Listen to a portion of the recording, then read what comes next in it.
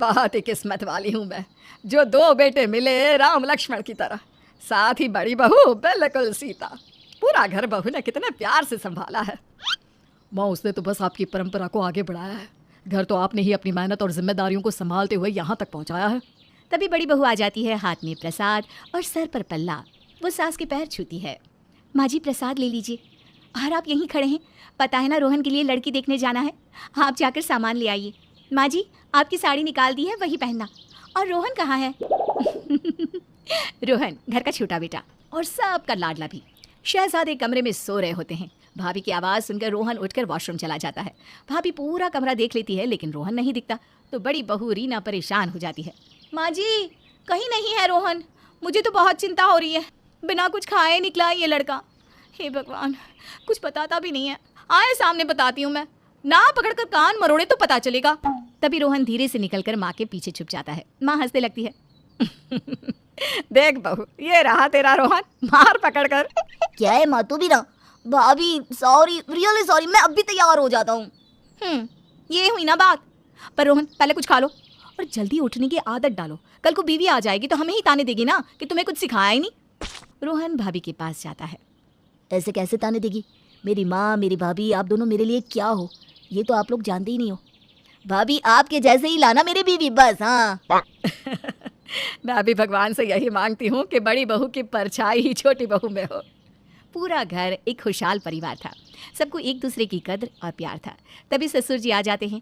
Reena kitchen की ओर भागती है और ससुर के सामने करेले के जूस का ग्लास रख देती है। दुर्गा जी, दुनिया इधर से उधर हो जाए लेकिन रीना का करेले का जूस वो नहीं हट सकता। अरे बहू, मैं नहीं पीने वाला। क्या है पापा, क्यों नहीं पियेंगे? आपको पता है ना डॉक्टर ने क्या कहा है। पापा, एक दूसरा ग्लास भी ले आऊं?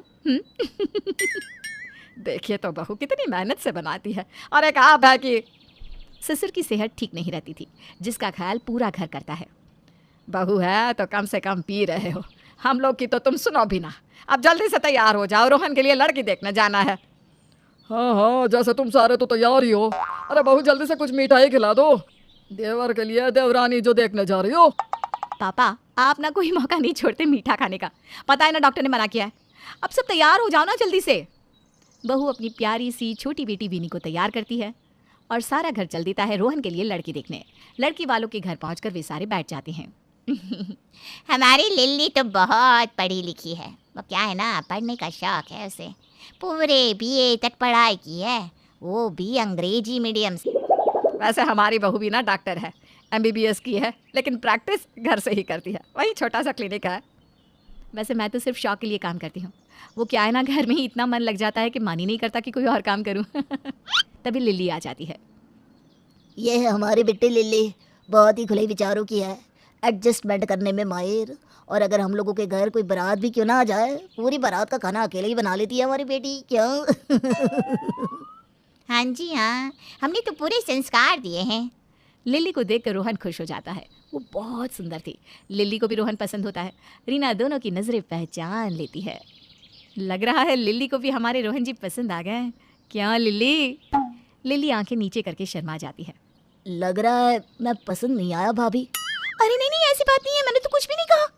मतलब पसंद है क्या? सभी हंसने लगते हैं। घर का माहौल काफ़ी खुश मिजाज हो जाता है।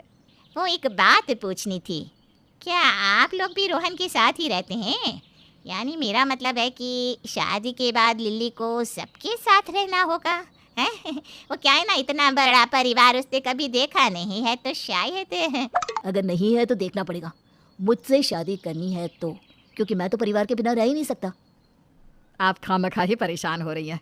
लिल्ली एक बार हम लोगों के घर का हिस्सा बनेगी तो खुद ही समझ जाएगी। हाँ, वैसे भी मेरे लिए तो लिल्ली छोटी बहन जैसी ही होगी। लिल्ली की माँ मुंह बना रही होती है कि लिल्ली कहती है, हाँ हाँ क्यों नहीं माँ, मुझे रिश्ता मंजूर है। वाह, ये तो बहुत अच्छी बात है। लीजिए समधी जी, मिठाई खाइए।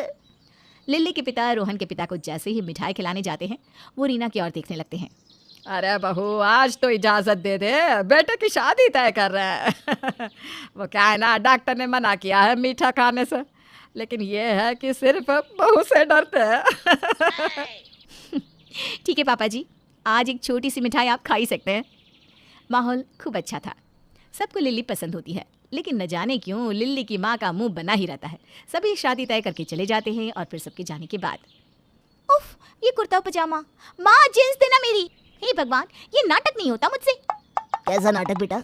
एक दिन तो हर किसी को शादी करके घर बसाना है, क्यों? और शादी के बाद तो ये ससुराल वालों की मर्जी होती है कि उनके घर की बहू क्या पहनेगी।